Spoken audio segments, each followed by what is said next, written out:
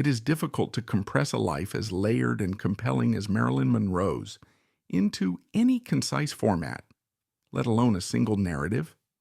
She was known to the world as the luminous blonde bombshell who captivated cameras and viewers alike, a pop cultural icon whose image was reproduced endlessly on magazine covers, movie posters, and advertisements.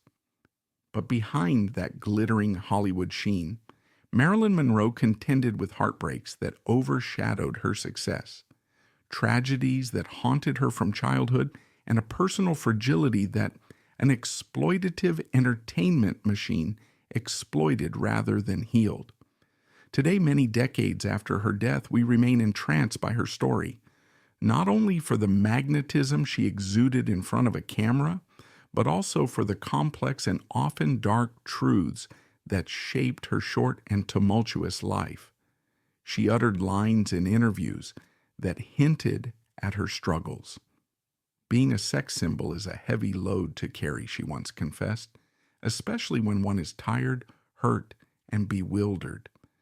Many fans, enthralled by her comedic spark and intangible allure, had no inkling of the chain of events that pushed her toward crisis after crisis. There was the final film she never completed because she was abruptly fired in the midst of filming. There were the early marriages that brought no real sense of security or peace, one begun at the fragile age of 16, simply to avoid returning to foster care. There was also the tragic series of miscarriages, the heartbreak of never having a child despite her fervent longing, and the swirl of rumors tying her to high-profile figures like President John F. Kennedy and his brother Bobby. Add to all this the persistent suspicion of the FBI, the conspiracies that swirl around her death in 1962, and the knowledge that her earliest years were shaped by a mother placed in psychiatric care and a father she never met. One can see how the story of Marilyn Monroe is far more sorrowful than the cheerful voice and glamorous smile the Hollywood studios sold to the public. Before we examine some of these lesser-known details, it is necessary to revisit the final film fiasco that set the stage for the last months of her life. In the spring of 1962, Marilyn began work on a movie tentatively titled Something's Got to Give, directed by George Cukor. The plan was to pair her with Dean Martin in a breezy comedic role reminiscent of earlier comedic highlights. But from day one, production was beset by problems. The script was in flux, budgets were ballooning, and Marilyn was unwell. She reported that she had a sinus infection and severe flu-like symptoms, missing the first day of shooting and many subsequent ones. Skeptics on set whispered that she was exaggerating or being unprofessional, but people close to her insisted she truly was in poor health, physically exhausted and burdened by insomnia. Tensions ran high as Walter Bernstein's script underwent rewrites, and with each shooting day lost, the studio grew more frustrated. On June 1st, which happened to be Marilyn's 36th birthday, she appeared for filming, but everything remained behind schedule. Several days later, claiming continuing illness, she stayed home. Her chronic lateness and absences throughout May had already set management on edge. By June 8th, she was unceremoniously fired for spectacular absenteeism, named in a $750,000 lawsuit from the production. Hopes of reassembling the film later in the year flickered. Tragically, Marilyn would die in August, leaving that final role forever incomplete. In a sense, the drama of Something's Got to Give foreshadowed the abruptness and sorrow that characterized her entire life. From the beginning, Norma Jean Mortensen, the name on her birth certificate, though she was later baptized Norma Jean Baker, was thrust into uncertainty. Born on June 1, 1926, to a mother, Gladys Pearl Baker, who struggled with mental instability, she never knew her father. Some claims suggested a man named Charles Stanley Gifford was her biological dad, but for decades, She only possessed a photograph that her mother said was of him. She would never meet him in person. He reputedly refused her attempts at contact, even once she became a major star. Meanwhile, her mother's mental breakdown led Gladys to be institutionalized in a psychiatric ward, leaving Norma Jean in the precarious domain of the Los Angeles orphans' home. Over her childhood, she was bounced among foster families and occasionally with family friends, including Grace Goddard. Grace was a friend of Gladys, who would become Norma Jean's legal guardian for a while, but continuous moves in and out of orphanages wore on Norma Jean, leaving a sense of instability and trauma. By age 16, faced with the possibility of returning to the foster care system once more, Norma Jean made a pivotal decision. She married a 21-year-old named James Dougherty on June 19, 1942. Hardly a romantic choice, it was a practical measure to avoid returning to an orphanage. For a time, the arrangement seemed workable. James was off to serve in the Merchant Marine, and she found some sense of routine as a teenage wife. But Dougherty's disapproval of her budding modeling career eroded the relationship. By 1946, the marriage dissolved. Norma Jean parted ways, forging ahead in pursuit of her nascent interest in show business. She signed a contract with 20th Century Fox. Initially, they put her on a standard 6-month contract, and a series of other short-term deals followed, giving her bit roles in forgettable pictures. Eventually, by 1948 to 1949, she began to attract attention for minor comedic appearances and glamorous photography sessions. She posed for pin-up calendars, an act that would haunt her once she became more mainstream, as many in the industry used it to shame her. Yet she used that publicity to further her career, taking on small comedic roles at Fox and Columbia. In 1950, she garnered a brief but show-stopping appearance in John Huston's The Asphalt Jungle, launching the notion that, behind the comedic grin, was an actress who could handle a deeper emotional range. As her star ascended in the early 1950s, so too did her personal entanglements. Following her divorce from James Dougherty, she entered Hollywood circles, meeting people of greater power and wealth. By 1952, she had established a dynamic comedic presence. She soared in roles that capitalized on her comedic ability, comedic timing, and a carefully curated bombshell persona. And yet, she was also searching for a father figure or emotional anchor to replace the paternal absence that haunted her. This search led, in 1954, to her second marriage, the legendary Yankees baseball player Joe DiMaggio, known for his stoic style and remarkable sports achievements. The two began a sensational romance that captured headlines. Her side of the story was that she admired DiMaggio's quiet strength. DiMaggio admired her supposed innocence. They married in January 1954, but the union soon proved ill-fated. She filmed The 7-Year Itch that year, culminating in that iconic subway grate scene, an image that drove fans wild but enraged Joe, who reportedly seethed with jealousy. Rumors of him being controlling, jealous, and at times physically abusive overshadowed their attempts at a normal married life. The marriage ended within 9 months, though they parted amicably enough to remain friends. In fact, DiMaggio eventually re-emerged in Marilyn's later life, concerned for her well-being. By 1955, she took significant steps toward controlling her career. Tired of being typecast as the comedic or dumb blonde, she took classes at the Actors Studio, studied method acting with Lee Strasberg, and, in a bold business move, created her own production company, Marilyn Monroe Productions. However, 20th Century Fox, threatened by this, sued her for breach of contract.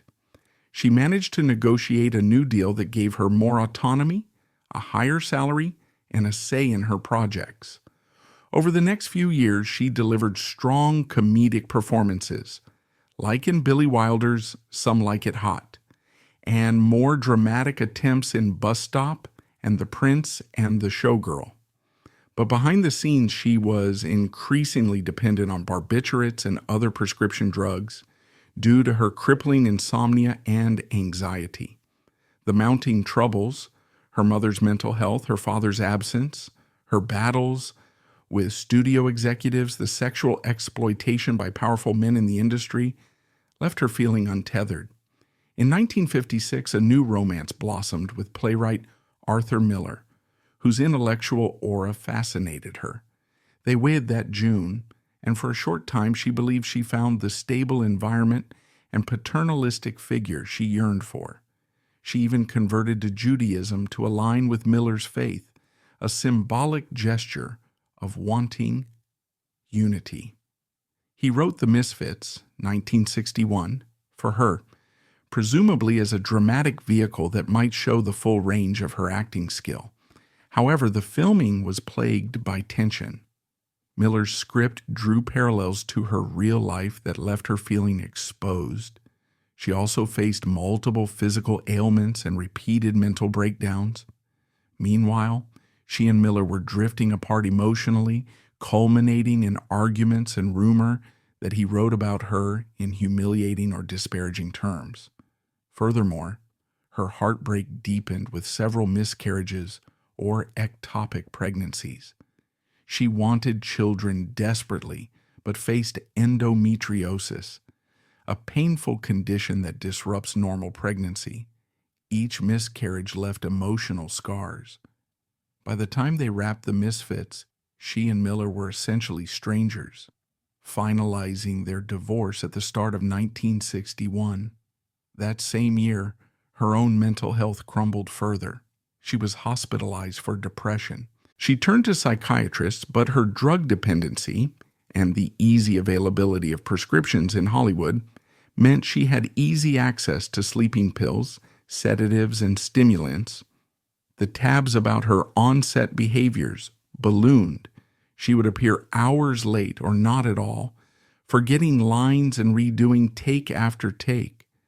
Co-stars said they found her sweet but exasperating, and yet her comedic gifts remained. Directors kept forgiving her tardiness because when the camera finally rolled, she could still conjure that luminous presence so irresistible to viewers. But the strain was wearing on her.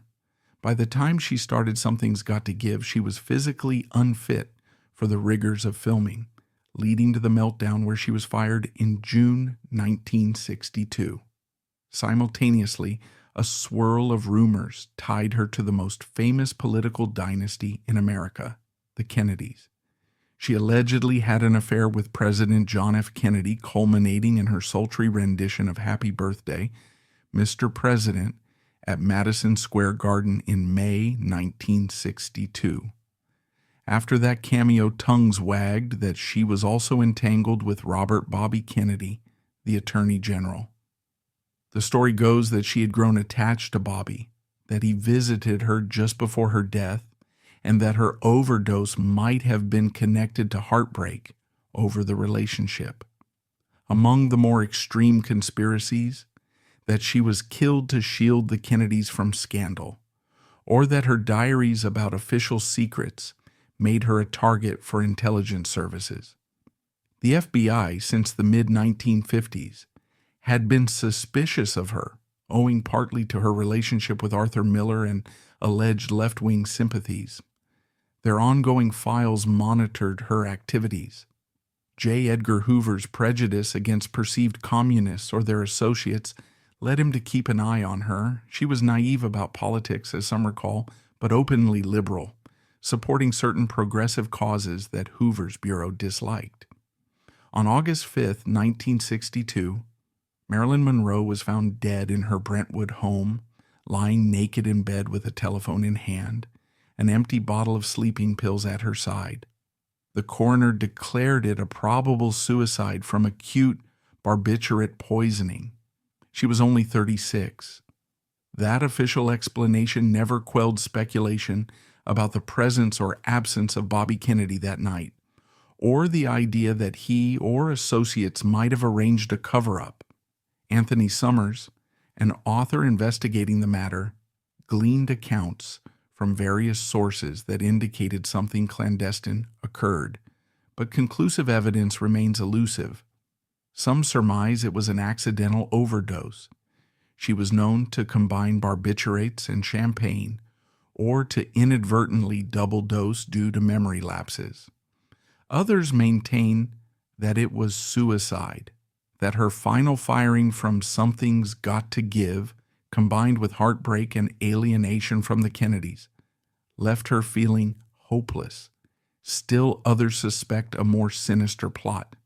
No matter which theory one entertains, her death remains one of Hollywood's greatest tragedies, overshadowing her comedic brilliance and the comedic spark she showed even in the direst personal struggles.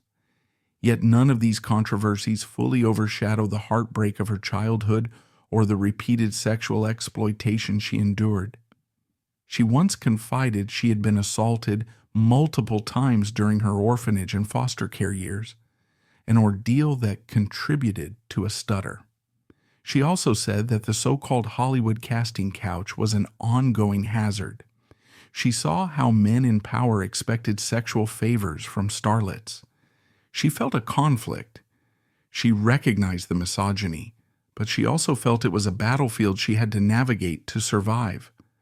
Coupled with the postpartum depression from miscarriages, her mental burdens multiplied. Scenes from comedic film sets would never reveal such pains, but diaries, letters, and interviews from confidants illustrate a woman who rarely found lasting peace. In the end, Marilyn Monroe's existence evokes both the comedic charm of the funny blonde, who enthralled cinema audiences in Gentlemen Prefer Blondes and Some Like It Hot, and the pained soul who penned lines about feeling unloved and objectified. She once told an interviewer, "If I am a star, the people made me a star." That statement can be read multiple ways, as gratitude for an adoring public, or a subtle lament that her identity was shaped by the fantasies of others. Indeed, being a sex symbol was a heavy load, especially for a woman coping with deep insecurities, fatherlessness, betrayals from motherly figures, and studios that saw her as a commodity. The illusions projected onto her, coy, naive, comedic, stood in stark opposition to her real, unquenchable desire for seriousness, intellectual respect, and a stable family. From the outside looking in, Marilyn Monroe seemed to embody the quintessential Hollywood glamour of her time, luminous on screen, effortlessly charming at premieres, and possessed of a magnetic appeal that propelled her to global stardom. The tabloids spoke endlessly of her bombshell looks. Men catapulted her to the top of sex symbol rankings, and the film industry framed her as the archetypal dumb blonde starlet, whose comedic roles only required a coquettish smile and breathy line deliveries. Yet that widely peddled perception concealed a multifaceted intellect, one that she strove to nurture behind closed doors, away from the frenzied glare of publicity. She collected books in the hundreds, spanning subjects such as art, history, philosophy, poetry, psychology, theology, biography, and fiction, creating a personal library that dwarfed many of her contemporaries' shelves. This reading habit was not a superficial attempt at looking cultured, but a genuine effort to expand her mind and find solace in literature when the pressures of Hollywood grew too oppressive. One story that circulates among Monroe's friends, biographers, and fans recounts how, upon learning that her comedic roles were overshadowing her quest for serious acting, she made a point of studying with private tutors, devouring the classics in the evenings after excruciatingly long film shoots. She read everything from Walt Whitman's poetry to Dostoevsky's psychologically dense novels, and from the Stoic reflections of Marcus Aurelius to the modern complexities of James Joyce's Ulysses. People who visited her home were sometimes startled to find her reading corners brimming with the annotated copies of these works, their margins scribbled with personal observations. According to accounts from her friends and confidants, she sometimes read aloud to them, particularly enjoying the tangibility of hearing her own voice articulate complicated thoughts. This was in stark contrast to the public's cartoonish illusions about her intellect. In a system fixated on outward appearances, it was rare for the media to highlight her deeper interests, so those details were often relegated to small passing remarks buried in interviews. Biographer Carl Rollison, among others, notes that Monroe would even slip beloved volumes into her bag when traveling to film on location, refusing to let the chaos of shooting schedules and studio demands sever her from the narratives and philosophies that offered her mental escape. At a time when her comedic identity was pinned to airy lines and pratfalls on screen, she found a refuge in the quiet reflection of reading. In her diaries, she scrawled personal responses to passages, sometimes matching them to the emotional undertones of a script she was studying for. Some of her acquaintances from the actor's studio recall that she approached method acting with a similarly earnest curiosity, equating the internal journeys in literature to the emotional depths required for complex roles. Even so, the public, and indeed many producers, remained enthralled with her glamour goddess persona, failing to see the comedic nuance she could bring to the table beyond the superficial idea of a giggling blonde. Certain comedic lines she delivered on camera revealed a dryness or an understated wit that was overshadowed by the swirling skirts, the breathy voice, or the flamboyant marketing campaigns that sold her as a curvy novelty. Monroe chafed at the dumb blonde label, which ironically partially originated from comedic archetypes in screwball comedies of the 1930s and 1940s. Studio heads refused to believe that the star behind the iconic subway grate scene could possibly tackle well-rounded comedic dryness of the kind often championed by Bette Davis or Rosalind Russell in comedic roles. Fans rarely realized that Monroe, given the right comedic lines, might have showcased a dryness not dissimilar from the comedic savvy of leading ladies who pivoted effortlessly between sly, comedic timing and emotional revelation. The comedic dryness she did exhibit, though sporadically, found muted expression in films like Some Like It Hot. Critics sometimes wonder what more she could have achieved if the Hollywood star-making apparatus hadn't so rigidly insisted on pigeonholing her. Billy Wilder, who directed that film, recognized flashes of comedic genius behind her insecurities and anxieties on set. Yet, each comedic success ironically reinforced the Marilyn formula, overshadowing the personal progress she made at the actor's studio or in her personal reading. She simultaneously soared at the box office while feeling internally stifled, her comedic lines and scripts seldom showcasing the depth of wit and irony that her devouring of classic literature had prepared her for. Friends also recall a tangential frustration that those who encountered her in social or professional settings did not take her intellectual questions seriously. With strangers, or even some directors, the moment she tried to engage them about, say, the moral complexities in Tolstoy, or psychoanalytic theories from Freud or Adler, they would cast her a bemused glance as though it were a comedic setup for a blonde punchline. The comedic dryness she must have felt in the face of such dismissals served as a tragic undercurrent. She had more to say, but was rarely indulged in conversation beyond flattery or superficial banter. Still, in her own private domain, she persisted. During the early 1950s, as her star soared, she confided to certain acquaintances that reading became a shield against the loneliness that haunted her since childhood. Books represented stability in a life that had known little of it. She had never had a father's stable presence. Her mother had been institutionalized, and her foster homes offered no guarantee of continuity. But the authors on her shelves, whether it was Hemingway or Steinbeck, Camus or Proust, were there to provide consistent companionship. In diaries, she compared certain characters' struggles to her own Hollywood roller coaster, an orphan turned star, a comedic figure on screen but wrestling with real heartache behind the scenes.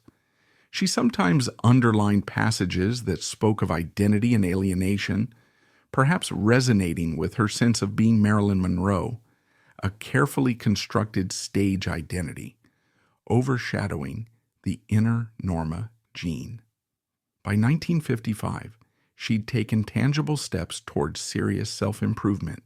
She moved to New York, studied with Lee Strasberg at the Actors Studio, and read widely, treating everything from modern plays to philosophical treatises as fodder for deepening her emotional and intellectual range.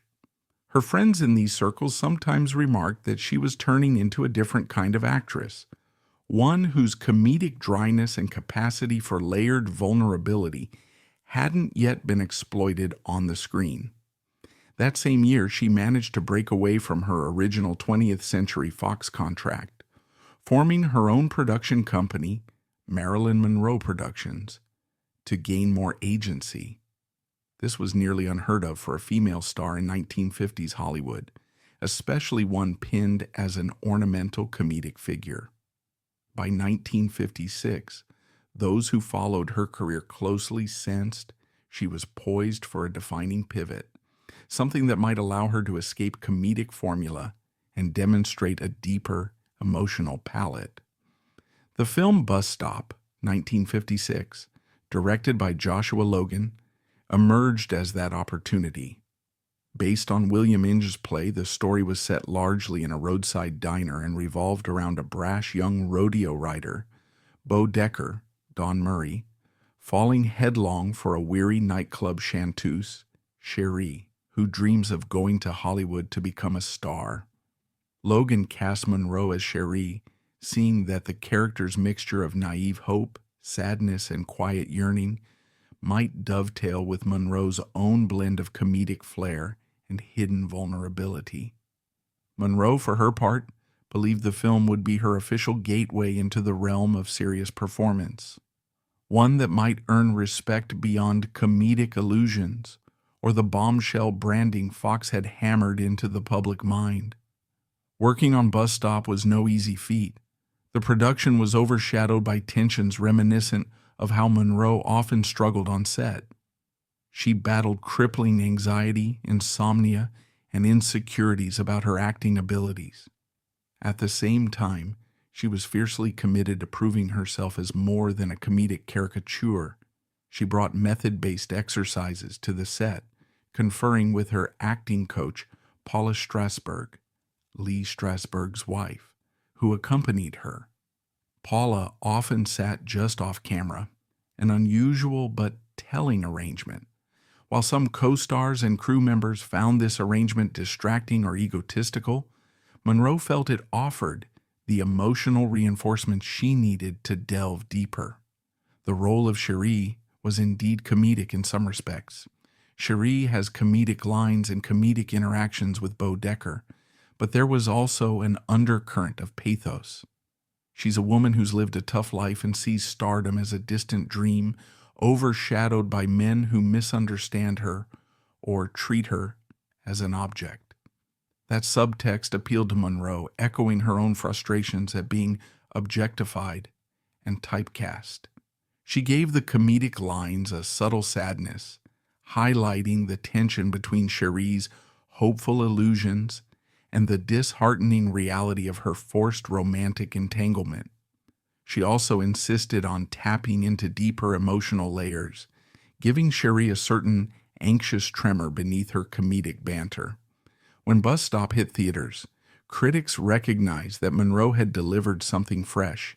Even though some comedic illusions lingered, her performance suggested a surprising emotional core.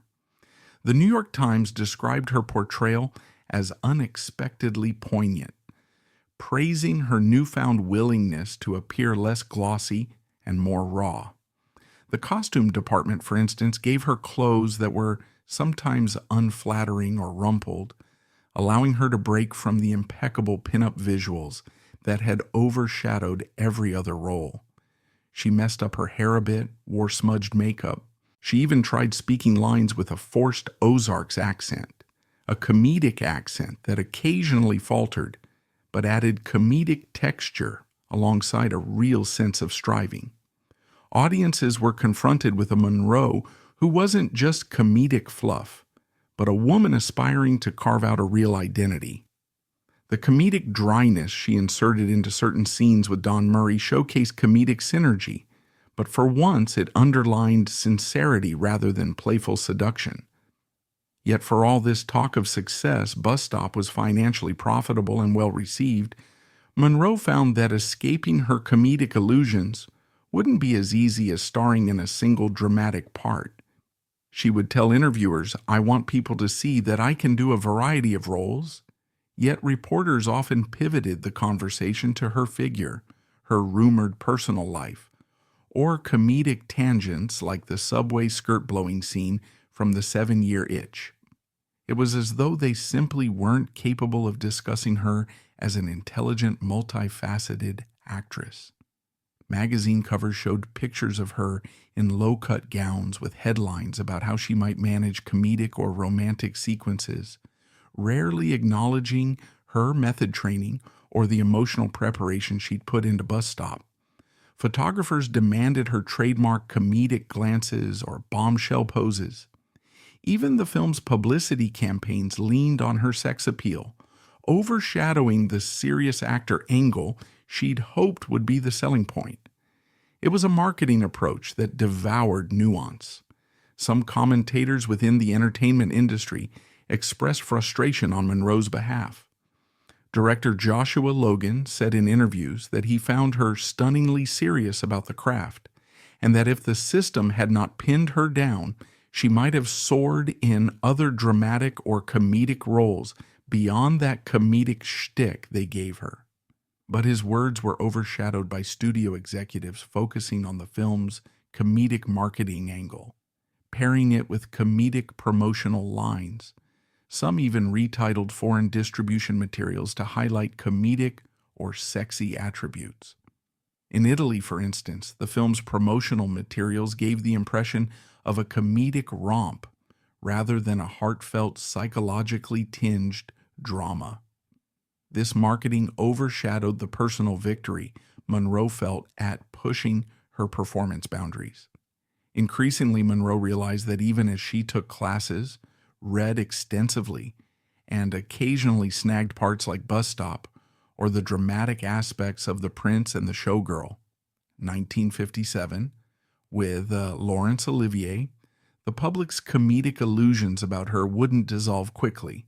One could argue that Some Like It Hot, 1959, Billy Wilder's comedic masterpiece, ironically cemented her comedic image all over again. The film is frequently cited as one of the greatest comedies in cinema history, and Monroe's comedic performance is luminous. Her comedic lines, comedic dryness, comedic desperation, as sugarcane, all shining. It garnered her a Golden Globe for Best Actress in a musical or comedy, proving she could out-comedic almost anyone. Yet Some Like It Hot overshadowed her seriousness in the eyes of the mass audience. Comedic brilliance was all they saw. Ignoring that behind that comedic mania, she was a woman on the brink of a meltdown, popping pills to quell anxiety, yearnfully wanting to show range beyond comedic flamboyance. In Post Some Like It, hot interviews, the press occasionally asked her about the difference between comedic roles and the more serious ones she had in Bus Stop. She responded with variations of, "I love comedy, but I also want to show that I can do so much more. Often, she tried explaining how her method study with Lee Strasberg gave her new angles on comedic dryness, comedic timing, and the subtle interplay of comedic lines with heartbreak, just as Bus Stop had allowed. Many interviewers, however, circled back to her figure, the comedic fiascos that might have happened behind the scenes, or the comedic illusions they assumed she embraced wholeheartedly. She couldn't fully articulate that she wanted to push out of the comedic box. The machine demanded she remain its comedic star property. Among her acquaintances at the actor's studio, some recognized a deeper dissatisfaction creeping into her daily existence. She'd talk about how Bus Stop had awakened her to the possibility of playing complex characters who are comedic on the surface, but haunted underneath.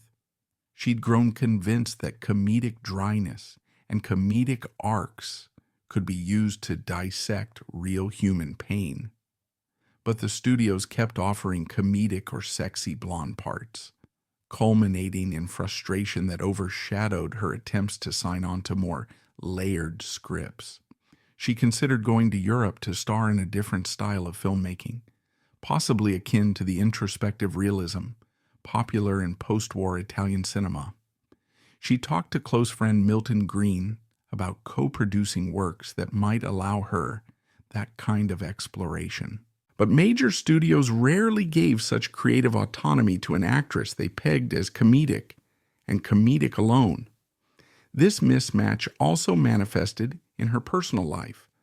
Arthur Miller wrote The Misfits, 1961, partly to harness her complexities, bridging comedic beats with tragedy. But filming devolved into tension, with Monroe's addiction and mental instability surging.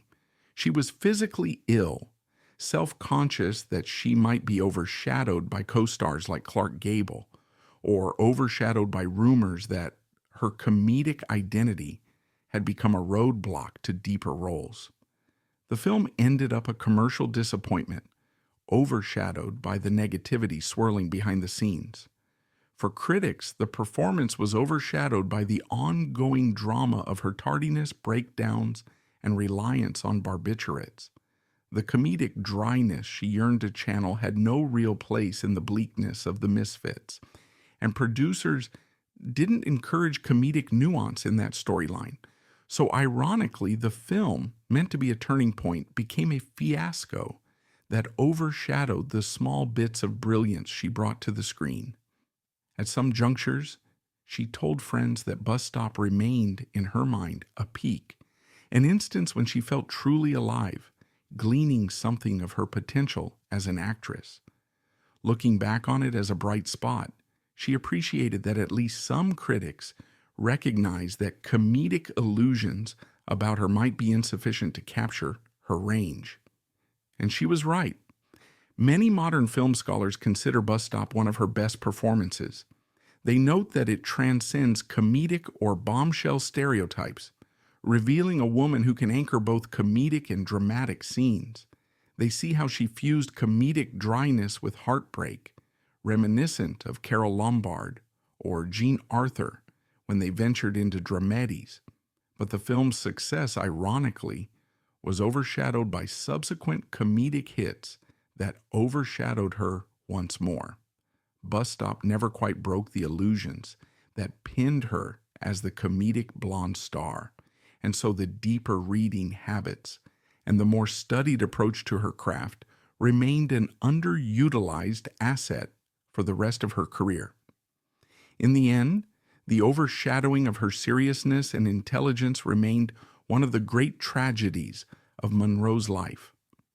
Though Bus Stop gave glimpses of the depth she could achieve, it wasn't enough to transform the public narrative or persuade producers to see her outside comedic illusions.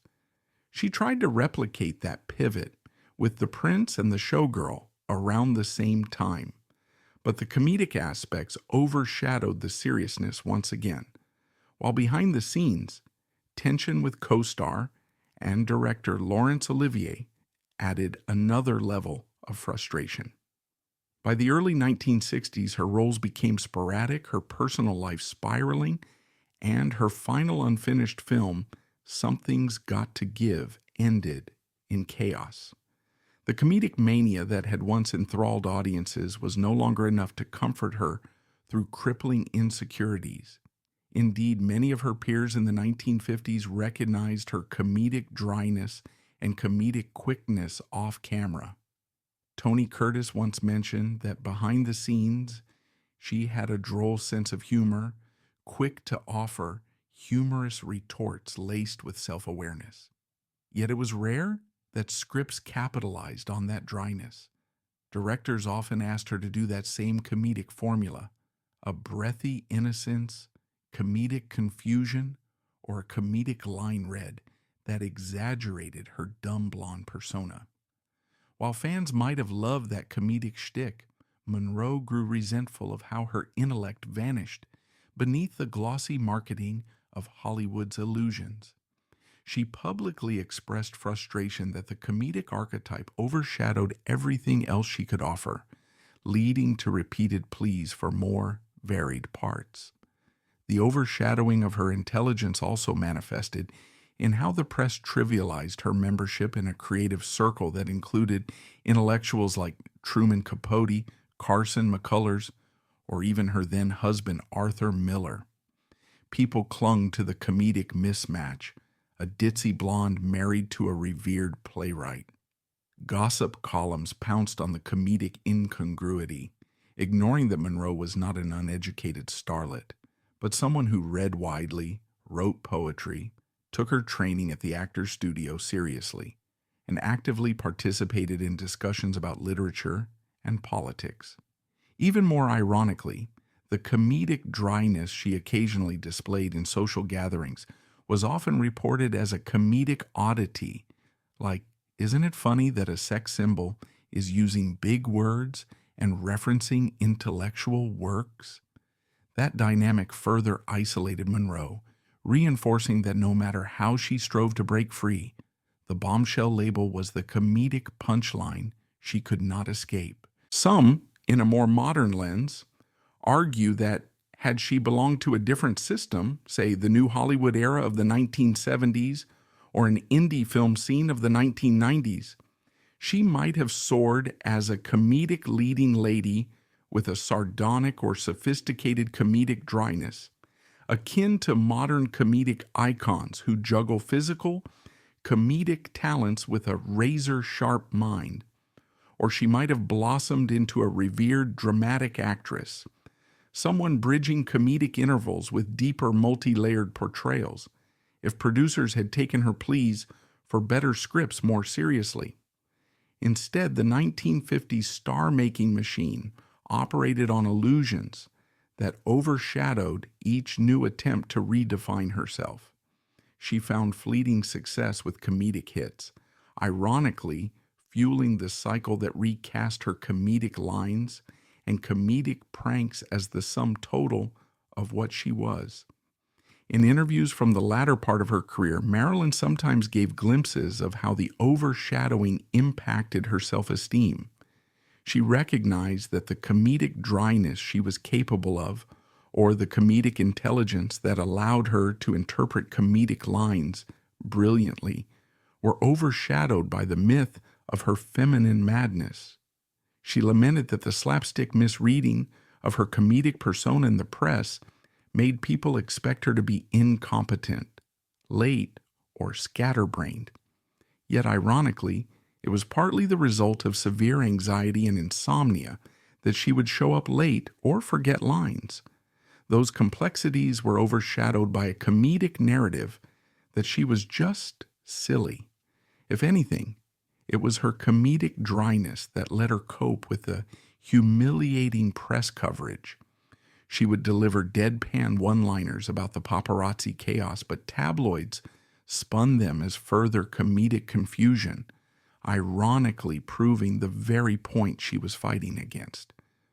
Moreover, it's possible that her comedic dryness contributed to friction with studio executives, who neither appreciated nor comprehended that she was employing comedic nuance to poke fun at the entire system. Some close to her claimed that behind the scenes, she made sarcastic remarks about the suits who insisted on shallow comedic lines, referencing the more intellectual comedic stylings of Carole Lombard or Rosalind Russell from the 1930s, actors she admired for comedic lightness that still retained wit. Monroe wanted comedic scripts that let her rise to that level, but the studios insisted on the simpler formula that had proven box office gold: comedic confusion, comedic gullibility, comedic sexual innuendo. This mismatch of comedic dryness with producers' comedic illusions effectively stifled her from exploring comedic possibilities that might have resonated more profoundly with modern audiences. In the end, her reading habits became a solace. She even read comedic plays, analyzing comedic structures that might have guided her in the comedic dryness she displayed spontaneously. She found it fascinating, as she told a friend, to see how comedic lines in plays by Molière or comedic novels by Jane Austen used pointed wit to dissect social norms, something that might have paralleled her own comedic dryness in an industry overshadowed by illusions. She had notebooks analyzing comedic arcs, comedic setups, comedic timing. Had she lived longer and in better mental health, perhaps she would have attempted comedic stage roles in smaller theaters, free from the oppressive overhead of major studios. But the precarious swirl of mental health battles, precarious personal relationships, repeated heartbreak, studio exploitation, and physical exhaustion was too great a burden. Critics might identify a tragic synergy: the comedic dryness that might have liberated her from bombshell constraints ended up overshadowed by the unstoppable illusions that made her a star. Perhaps that comedic dryness was best glimpsed in fleeting moments on film sets or private gatherings, never fully captured in the comedic scripts contrived by studios. Still, people who met her off camera recall a woman with surprising comedic intelligence, lively debates about Dostoevsky's existential themes, and a subtle sense of comedic irony about the fakeness of Hollywood's marketing. As time passes, contemporary viewers who watch her best comedic scenes in Some Like It Hot or Gentlemen Prefer Blondes might sense a glimmer, some comedic dryness between the lines, some subtle comedic reaction shots, an intangible spark. That spark, overshadowed by a sexist system, remains one of the ultimate what-ifs in cinematic history. Thus, her reading habits and her comedic dryness stand as parallel testaments to the complexity overshadowed by her bombshell label. She recognized that intelligence was not a threat, but an asset, and that comedic dryness, ironically, could have expanded her range beyond the comedic cliches that overshadowed her. Yet the illusions crafted by studios and devoured by audiences pinned her to a comedic brand so narrow that despite her attempts at dramatic or comedic subtlety, she found herself repeatedly thwarted by the entertainment machine. Reflecting on it all, we realize that Marilyn Monroe's comedic lines, comedic dryness, intellectual pursuits, and search for emotional fulfillment all form a tapestry of a woman whose richness far exceeded the bright surfaces hawked on posters. It leaves us to wonder how she might have thrived in a gentler environment, one that prized comedic nuance and recognized that behind the glamorous smile was a mind hungry for knowledge, and a comedic dryness that could have redefined the dumb blonde trope for good. Hence, the dark truths that swirl around Marilyn Monroe go well beyond tabloids or conspiracies. They revolve around neglected childhood experiences, exploitative marriage or business contracts, the impossibility of controlling her image once she was labeled the world's most desirable woman. They also revolve around an industry that found her comedic gifts in comedic lines or comedic winks, but offered minimal support for her deeper emotional healing. They revolve around the callousness with which studios replaced her for absenteeism, ignoring the mental crises that triggered it. And of course, they revolve around the final phone calls, the unanswered pleas for help. When new fans discover her comedic verve, they might see only the comedic lines and bright smile, not the reality that behind the comedic facade lay a soul who had endured too much heartbreak to keep afloat. Her final chapter, culminating in that August night in 1962, remains a painful reminder that comedic brilliance can obscure real anguish. She had told close friends that day she felt hopeful about future prospects, that she might reconcile with the Fox studio to finish Something's Got to Give, or re-enter comedic filming with a sense of clarity. Yet the official records show that paramedics found her unconscious in bed around midnight, phone still off the hook, barbiturates scattered by the bedstand. The immediate conclusion was that she had lost track of how many pills she had consumed. Some rumor that the Kennedys scrambled a cover-up after an argument that night. Others say the CIA or FBI removed incriminating diaries from her bedroom. In truth, so many versions abound that the exact truth might remain locked in the memories of people no longer alive. But the heartbreak, the sense of a comedic star undone by personal demons, is universal, and it resonates across Hollywood lore. Perhaps the real tragedy of Marilyn Monroe is that in comedic lines and comedic scenes we see glimpses of her comedic artistry, a wide grin that belies the gloom that overcame her personal life. She once said, "I can be smart when it's important, but most men don't like it." That line, half comedic, half bitter, underscores how the comedic synergy in her roles often overshadowed her efforts to be recognized as a multidimensional artist. She was repeatedly told to fit a comedic blueprint or a romantic blueprint, not to deviate into the complexities she was capable of. And though she tried to carve a path, founding her own production company, battling Fox for better contracts, the illusions about her comedic lines, comedic bombshell presence, comedic roles in musicals drowned out her voice. One can only imagine the comedic lines she might have delivered had she lived beyond that fateful August. She might have pivoted to comedic or dramatic roles that challenged the next generation of actresses. She might have become a comedic film director. She expressed interest in the behind-the-scenes process. She might have found a stable relationship or the baby she so desperately yearned for. We'll never know. What remains is the glow of comedic mania in Some Like It Hot, or the comedic misunderstandings in The 7-Year Itch, captured on film for all time. The behind-the-scenes heartbreak, the foster home nights, the heartbreak of repeated miscarriages, the final phone calls that ended in silence. These remain the dark undertones behind the comedic brilliance that enthralled the world. Ultimately, Marilyn Monroe's story stands as a cautionary tale about the illusions of comedic glamour, how an actress who made the world laugh simultaneously cried alone in a Brentwood bedroom. The curiosity surrounding her final hours endures precisely because she was comedic, beloved, luminous, and yet so achingly vulnerable. Each new generation hears of her comedic lines on screen, then learns of the tragedies that overshadowed them.